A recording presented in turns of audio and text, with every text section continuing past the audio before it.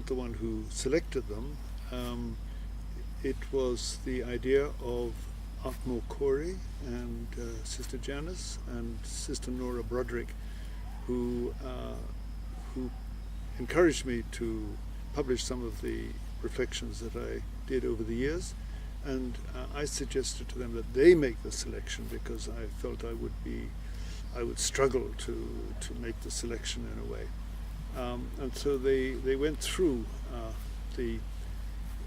the early ones because they decided to settle for the earlier ones. The idea maybe that maybe in the future later ones might also appear, but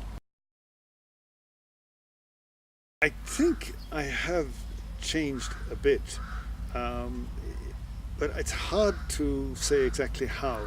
In those days I was fresher, I was in a way more, maybe I had more time or something, but looking back, it seems as though I had a kind of fresher approach, and also there were dramatic events during those years which kind of challenged me to say things that perhaps I don't say so much today. I don't know. Maybe I've cooled down a bit. I don't know. But the Murambacina issues, and then the kind of economic meltdown in up to 2008. These things touch the lives of many people, and I think they form the background to some of the reflections. One of the things I've tried to do here is not reflect on the gospel in the sense of taking the gospel and then sort of applying it to situations in Zimbabwe. Rather, I tried to do it the other way around and sort of tried to reflect on the situation and then see how does the gospel illuminate this situation? What has the gospel got to say about this situation? Because you come across, experience comes to you every day, and in a sense you've no choice about the experiences that you have. And for example, in those years, the poverty, the suffering that people had, and so on. And then you reflect on that in some way and then just say, well, what does Jesus have to say about this? Where is he in all this situation? So if you like, it's sort of the other way around. Do you see what I'm trying to say?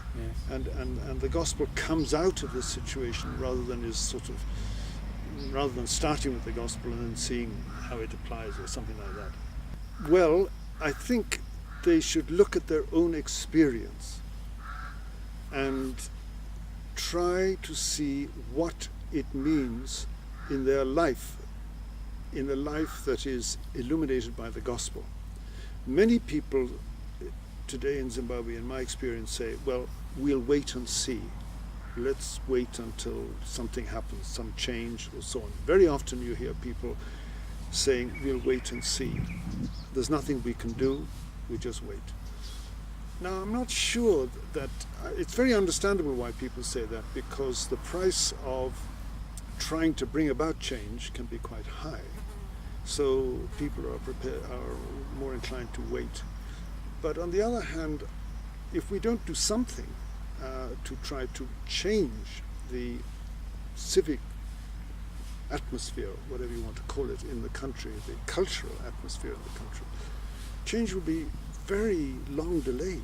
It seems to me that if good people everywhere begin to question what is going on in the country, begin to ask questions, and ask questions about, is this the kind of society that Jesus wants? Is this what the Lord wants for our people? And if it isn't, then what can I do about it, you know? So it's a question of taking experience as you see it, and then seeing how things should be. I mean, the image I use in the introduction in that book is I got it from the sculptures at Silvera House. Our sculptors there at Silvera House, they get this rough stone, which they get from some corner up in Mount Darwin somewhere. They bring it down at great trouble, and it's just a heap of stone. And then you say, what's this? But the sculptors, they see in that stone some figure, some object, and when they set to work they bring out, as it were, the figure of a woman, the figure of a man, the figure of a bird or an animal.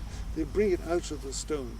And in a sense, I think that's what we are called to do in Zimbabwe. You see the situation which is rough and awkward and not good and so on, and we need to kind of bring out of that situation something beautiful, some kind of society which reflects the values of the gospel.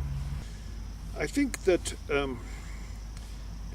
somebody in my position has to be very careful. You don't want to sort of excite people and say, you know, let's do something about it now and that kind of thing. It's rather like Pope Francis in all his teaching at the moment. He's much more interested in processes rather than in sort of doing dramatic events all at once. And I think that what we also need to do in Zimbabwe is to set up processes. In other words, getting people to think in a different way, change their way of thinking about society, about justice, about relationships between men and women and so on. If you set up the processes, then gradually society will change, and you'll have a long-term change, not just a flash in the pan, not just something quick. The trouble with violent revolution of any sort is that it changes everything. Okay, fine, but then what happens next? Because you've created a situation of getting results through violence. And once you've started that system, it's the only system you know, and so you go on perpetuating the violence in order to preserve the society that you've created. And I'm afraid, looking at Zimbabwe since 1980, this is in a sense what happened, because it was achieved through violence and it's been preserved through violence. I'm not sure I'm really qualified to answer it, because it's difficult to really get into the mind of what young people think. I think they're excited by the church and people in the church who are doing a lot of interesting things, like for instance, people who've set up Majis and people who've set up various movements of young people, Youth Day and so on. These things are inspiring, and people associate them with the church, and that in that way they are attracted to the church. But in the long term, that's not sustainable in order to create a lifelong commitment to the church and the church values. You have to have something deeper in a way.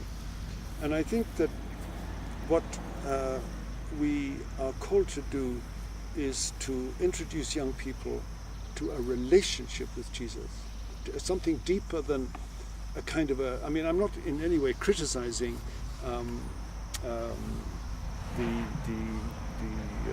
what can I call them? The events that are surrounded with, I don't know, Majis weekends or going to John Bradburn's mountain in Mutemwa. These things, they're all important and they give an introduction. But we need also to nourish a long-term relationship which is deep in people in order to create that commitment, if you like. I think one of the big difficulties is the whole idea of commitment to change, commitment to a long-term vision of change.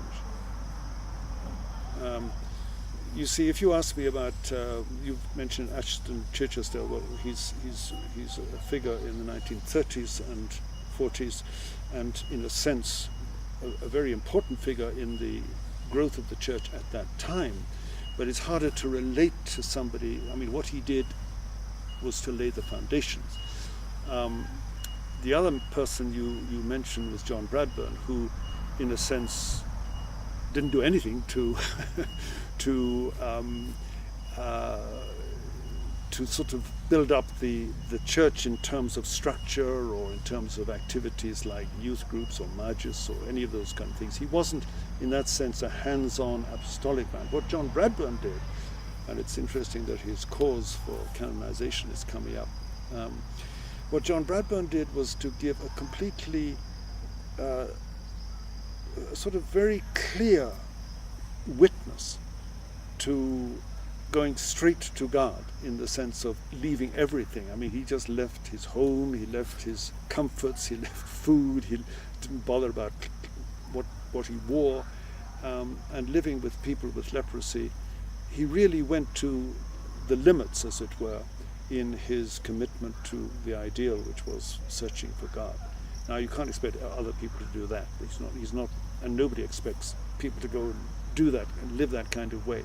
But what he was doing was witnessing to a perspective, if you like, of putting God first, absolutely first, and the dynamic of one's life is rooted in God and centered on God.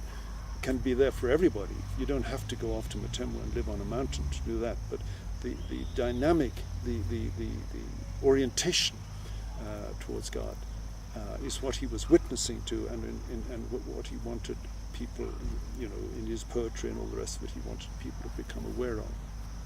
Yeah. Well, of course, I discovered late what can I call it, the desire to write. And I found I could write. People said I could write, so the sort of responses I got were favorable, and I enjoyed doing it, and so I continued doing it. But I also discovered that I think I had something to say, and I think it's important for people to try out, see whether why did it take me so long to start writing? I mean, I didn't start writing until maybe only 10, 15 years ago, 20 years ago. Now I'm nearly 80, so I mean, it took me a long time to start. But I think people should experiment with writing. And there is a discipline in writing. It's quite an interesting discipline, because you have to play around with words to make sure that what you say is what you really want to say, and you keep changing. I mean, I revise a lot what I write. You see it 500 words there, but that's been revised and revised. Even I debate with myself whether there should be a comma here or not. I take some time to decide if it should be a comma, a semicolon, or a full stop. And I think one needs to go into detail in order to try to write in a way that carries a message. So I'm not sure if I'm answering your question, but what I'm trying to say is that I think it's important to try out your skills in writing, if you can do it, in preaching, in speaking, in whatever. But I think we need to try to articulate our experience. What is your experience of life? Try to put it into words in some way or other, which touches the hearts of people. You see, the trouble with a lot of Jesuits, and I'm a big example of it, a lot of our time we're in the head. We speak lots of ideas, we've got wonderful ideas, and a lot of my homilies and sermons in the past were sort of good theology. But that's not good enough. That's not going to help people very much. They haven't come to church to hear a lecture or a lecture in theology or something like that. They want something that will help them in their lives. And I think that requires getting down into the heart rather than staying up in the head. And the other thing is that it requires listening. Pope Francis, in his letter about the joy of the gospel, he said, and he devotes 10 pages to preaching, 10 pages. And he says that preaching is a dialogue between the preacher and the people. Now, I think we tend to think of preaching as just the priest stands up and says something. But no, Francis says preaching is a dialogue. You're trying to link your message with your hearers in what he calls a loving, two loving hearts, the heart of Christ and the heart of his people. You're trying to link them together. And that requires listening to what people, you have to listen to them. Even if they're not speaking, you still have to listen to them. And working with handicapped people helps you to listen to people who can't speak. And one needs to do that in order to be able to say something to them which touches their heart in some way. Well, the publisher very kindly, Irene Staunton, the publisher Weaver Press, have kindly said that, you know, they're not looking for profits from this particular book, and she's really invited me to use whatever profits come from this book for some project. And I thought, it's just my idea, other people may have other ideas, but my thought was to create, there won't be a huge amount of money, but to create a little prize, as it were, for young people, maybe in secondary schools or whatever, maybe at university, I don't know, to get into writing, to start writing, and to reflect upon life in their own way, and then in your magazine or in your website, you might publish some of their you might judge some of their writing and give a prize to the best, what you think is the best writing, and then you might have a first prize, second prize. I don't think the prizes needs to be a lot of money, but just something that would encourage people. If they got a bit of money as a prize, it would be quite something to help them, you know. And then you could have first prize, second prize, third prize, until the money runs out. But it might be something that just occurred to me. It might be something that would encourage people to start writing. And you might even have a name for this prize and call it the Justice and Peace Prize, something like that, or whatever you can make. You can choose your own name, but it just occurred to me that what we're trying to do is to build a society based on justice. And once you have a society based on justice, you have a society which is peaceful in every sense of the word. In my years at Silvera House, I was there for 25 years in total. We had a wonderful youth movement in the beginning, which was animated by Father Fidelis Mukunori. He was then Brother Fidelis Mukunori, and he worked very hard to set up this Catholic Youth Association. Now, I think it still exists, but I think it's much smaller than it used to be. And it was a tremendous movement for young people in those days to give them hope in a situation which was pretty desperate in the Rhodesian period and then in the early part of the Zimbabwe period.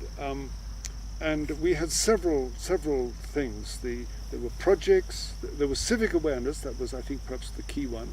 Then there was economic projects that we helped young people to develop. There was recreational things, games and competitions and things like that. And then there was also the spiritual side of it, with retreats and prayers and pilgrimages and so on. So those four, I think there were five actually, I can't remember the fifth. There were those 4 or 5 aims were there in the Catholic Youth Association. And I think it took an awful lot of organization and resources to set it up. But I don't quite see, I may be wrong, I don't quite see the same kind of activity happening at the moment. There are various initiatives for young people where we're bringing them together and having various events. I'm afraid I'm not totally up to date on exactly what. I know that quite a lot is happening, especially with Majas and so on. And also you have to remember I live in Zambia, so things are a little bit different over there. But I think that we do need to be imaginative today in our approach to reaching out to young people, because in some ways they're a disappointed generation. Young people today are a disappointed generation in the sense that they they're born free. You know, everybody after 1980, we call them the born frees and so on. Of course, they're no longer young. I mean, anybody born after 1980 is already 38. And they had high hopes after independence, and many of them struggled hard to get qualified and still struggle hard to get qualified. But at the end of the day, very often they can't find anything to do. And this is very, very hard for a young person to live with that kind of frustration of not being able to fulfill yourself, do things that you want to do. It's not just Zimbabwe. In Zambia, whenever I go to town, countless people are standing on the side of the road selling, little bric-a-brac combs and boxes and whatever they sell. And I keep saying to myself, these are young, able-bodied young people, and this is how they're spending their life. The best years of their life was spent sitting by the side of the road trying to sell little bits and things. We need some kind of really focused, concentrated effort to reach out to young people. It can't be something low down on the list of priorities. It's got to get right up there to the top, and it has to be almost like a kind of a strategy of doing something quite big. If you, I'm kind of interested in history, and I spent a lot of my time studying history, reading about history and so on. And it's interesting to see how great figures in the past had aims and objectives and planned things and worked hard to achieve them, And sometimes I think we think that we can get results easily, and that it's not a difficult thing to do ABC. I think we need to recognize that programs have to be developed and